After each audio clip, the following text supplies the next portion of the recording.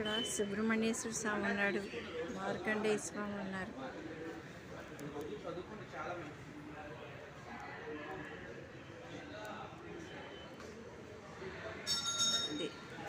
పార్వతీదేవికి శివుడు ఏం చెప్పాడు చెవిలో? శ్రీరామ రామ రామేతి రమే రామే మనోరమే, శ్రీరామ రామ రామేతి రమే రామే మనోరమే, సహస్రనామ తత్తుల్యం రామనామవరాననే, సహస్రనామ తత్తుల్యం రామనామవరాననే. చూడండి, ప్రతిదాని మీద వైరాగ్యం ప్రతి విషయంలోనూ రావాలి.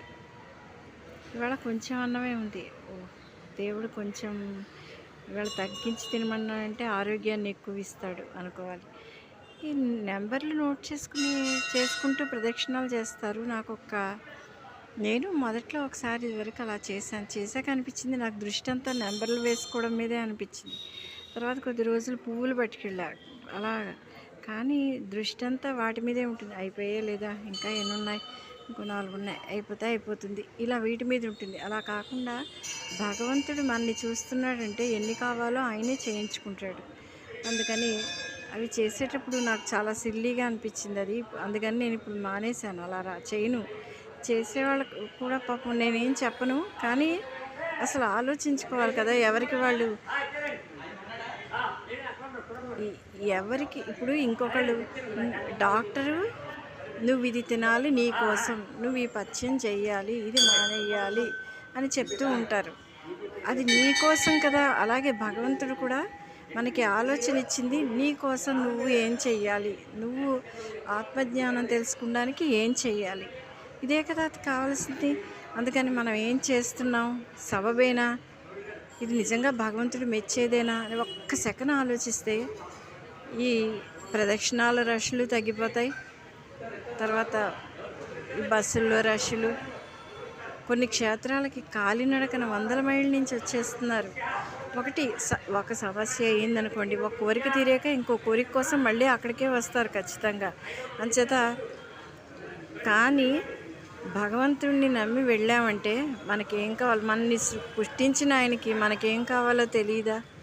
నాకైతే అదే నమ్మకం. అందుకే నేను ఇంట్లో ఉన్న గుళ్ళో ఉన్న ఇల్లే నాకు. ఇది నేను ఎవరిని విమర్శించడానికి కాదు, అంటే ప్రయాసపడుతున్నారు, అందులో చాలామంది ప్రాణాలు పోగొట్టుకుంటున్నారు, ఎన్ని ఇబ్బందులు పడుతున్నారు. అందుకని పూజల కోసం ఇలా ప్రయాణాలకు వెళ్తుంటే పిల్లలు ఇబ్బంది పడతారు, ఇంట్లో ఉన్న పెద్దవాళ్ళు ఇబ్బంది పడతారు. ఇవన్నీ ఒకటి, ఇంట్లో మనుషుల్ని నీ ధర్మం నువ్వు పాటించకుండా ఏ పని చేసినా నేను నిన్ను దాన్ని స్వీకరించని శ్రీకృష్ణ పరమాత్మ చెప్పాడు కదా భగవద్గీతలో. అందుకని ఎవరి కోసం వాళ్ళు, నేను చేస్తున్నది ఏంటి, ఇంట్లో అత్తగారు బాధపడుతూ అయ్యో ఎప్పుడు అన్నం పెడుతున్నావు అనుకుంటూ నువ్వు 108 ప్రదక్షిణాలు చేసి వచ్చినా అక్కడ భగవంతుడు ఆ అత్తగారికి నీరసం తగ్గించి అయ్యో నీవుడు ఎవరు చేయట్లేదని ఆవిడికి సాయం వెళ్ళిపోతాడు, కానీ నీ ప్రదక్షిణాలు చూడ్డైనా కదా. ఒక్కసారి చిన్నగా సునిశ్చితంగా ఆలోచించండి. నేను ఇలాగే ఆలోచిస్తాను. ఎవరికి వాళ్ళు ఆత్మజ్ఞానం తెలుసుకుంటే ఈ గురువులు ఎందుకండి, ఈ ఆశ్రమాలు ఎందుకు, ఇవన్నిటికీ 10 ఆశ్రమాలు ఉన్నాయంటే 10 100 మందికి నిరాశ్రయులు అయినట్టే లెక్క. వాళ్ళకి ఆ చోట్ల వాళ్ళకి ఇళ్ళు వస్తాయి కదా 10. ఆలోచించండి మీరు కూడా. మీరు నిజంగా నేను చెప్పిన దాంట్లో నిజం ఉందో లేదో, వాళ్ళకి తప్పేదా ఉన్నా కూడా కామెంట్ చేయండి. నేను ప్రతి దాన్ని పాజిటివ్గా తీసుకుంటాను. ఎందుకంటే నేను ఎదగాలంటే ఖచ్చితంగా అవతల వాళ్ళందరూ ఇంకోటి దగ్గర నేర్చుకుంటేనే నేను ఎదుగుతాను. నేను మాట్లాడింది రైట్. చిన్నప్పుడు ఉచ్చారణ సరిగ్గా లేకుండా మాట్లాడతారు పిల్లలు, ఎలా కరెక్ట్ చేస్తాం మనం? అలాగా ఉచ్చారణ వచ్చాక మాటలు సరిగ్గా కలపడం, గ్రామర్ తప్పులు వస్తాయి. కానీ తర్వాత అన్నీ వ్యాకరణం వచ్చి అన్నీ వచ్చాక భావాల తప్పులు వస్తాయి. ఇదే భావాల తప్పులే పెద్దవాళ్ళు చేసేది. కొంచెం ఎవరి మీద రుద్దకుండా మాట్లాడడం చాలా కత్తి మీద సామే. కానీ ఏదైనా ఉంటే మీరు పెట్టండి, తప్పకుండా నేను దాన్ని సహృదయంతో స్వీకరించి నేను మార్చుకుంటాను. కృతజ్ఞతలు. ఆ భగవంతుడి ఆశీస్సులు మీ అందరికీ ఉండాలని కోరుకుంటున్నాను.